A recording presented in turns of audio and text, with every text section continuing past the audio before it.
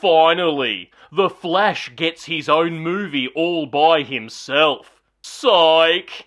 Everyone's showing up for this multiverse spaghetti party, and I do mean everyone. Barry Allen has stuffed up all the Warner Brothers timelines, and he's going to need a tall glass of memberberry juice to get his strength up and save the day in The Flash.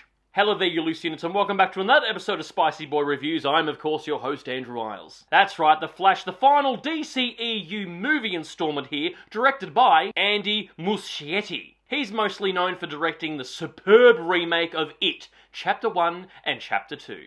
Barry Allen, aka The Flash, is working hard here, trying to clear his father's name of murder, sifting through old CCTV footage to clear his name. But not before he's thrust into action. Good old Batflack gives the Flash some exposition dump about some criminals who have set off a bomb in a hospital that Barry needs to help and save. He has to comedically save a bunch of babies, a nurse, and a therapy dog. If you think this all sounds batshit crazy, just wait until you see it. This is when Barry discovers that he can time travel through this CGI speedball and thinks he can go back in time to stop his mother's murder day if he changes just one thing, which he attempts to do, which can only go well. However, the Dark Flash shows up to throw a spanner in the works, and he gives Barry Allen the Flash the old AFL hip and shoulder. Then Barry pops out in another timeline. Everything seems hunky-dory in this timeline until Barry bumps into his 18-year-old self, who on this very day is meant to get his superpowers. Barry 1 figures that if Barry 2 doesn't get his superpowers, then Barry 1 won't be able to get home because his superpowers will disappear for reasons. I suggest you don't worry about this sort of thing and just enjoy yourself. That goes for you all, too. Yes. Anyway, lucky Barry 2 is old enough to consent. Easy there, mate. And then Barry 1 helps Barry 2 to get the Flash powers, but in doing so, Barry 1 loses his. What a switcheroo! Before continuing the plot, General Zod from Man of Steel rocks up to do a bit of terraforming bullshit from that film, whilst he's searching for a stowaway Kryptonian which can only be Superman.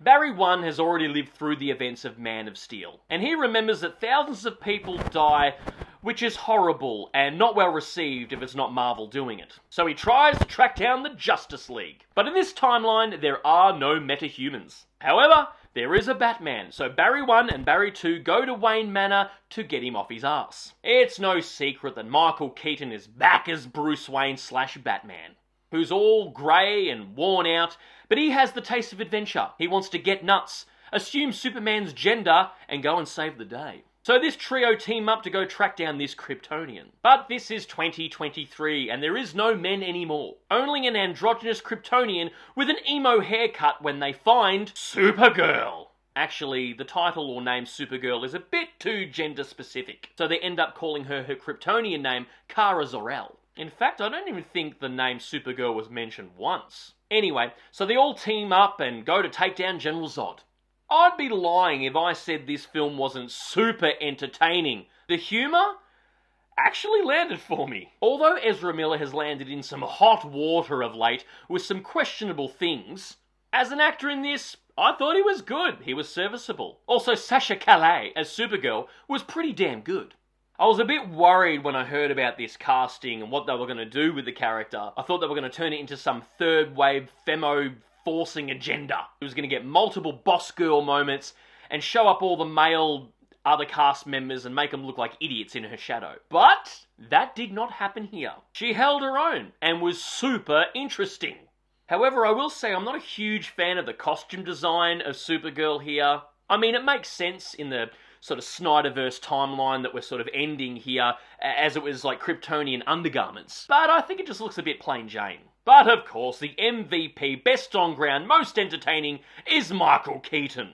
It's so good to see him return as Batman. He's my Batman. I don't mind his take of the character too. It's very much not really Bruce Wayne or Batman. He's unhinged, cheeky, suave, and has no fucks to give. However, he wasn't in the movie a lot, unfortunately. I will say though, unpopular opinion, I think Ben Affleck nails the Bruce Wayne character more. And I do like his older grizzled Batman. I've said it before in other reviews, I would have loved to have seen a Ben Affleck Batman movie. It was actually sad knowing that this was going to be his last appearance as the character. That is until 2033, when Warner Brothers realised they fucked up the past 10 years of dumb decision making and open up the timeline yet again. And then we'll probably get Ben Affleck popping up. Very much like Michael Keaton. I was engaged with this movie from beginning to end. I found it very entertaining and lighthearted, except of course for the CGI Bukkake Party third act. But after that, we do get some heartfelt, sort of grounded moments that actually made me slightly emotional. And also there was a couple of twisty twists,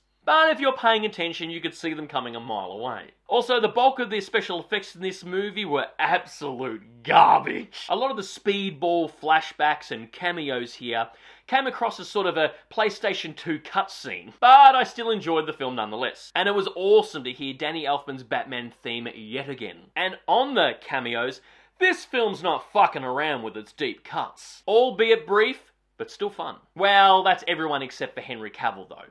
I don't know what Warner Brothers has against the guy, honestly. It seems like Henry Cavill's getting fucked over by multiple franchises that he's popped up in. I mean, Warner Brothers, if you're going to keep Ezra Miller and Amber Turd, come on.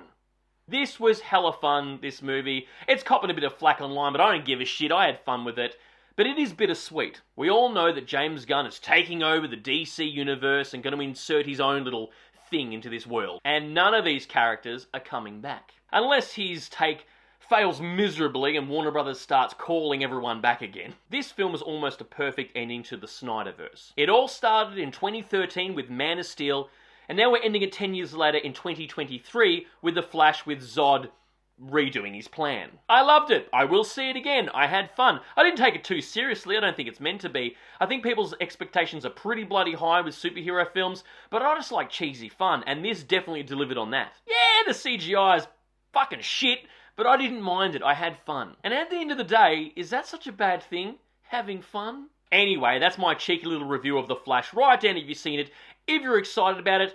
And at the end of the road, what was your favourite DCEU film? And of course, you made it this far into the episode, please give me a thumbs up because your love and support keeps me going because I just love movies and I assume you do as well. And of course, don't forget to hit that subscribe icon because I give it episodes weekly. And I'll see you back here next week for the next review. And until then, stay spooky, kids.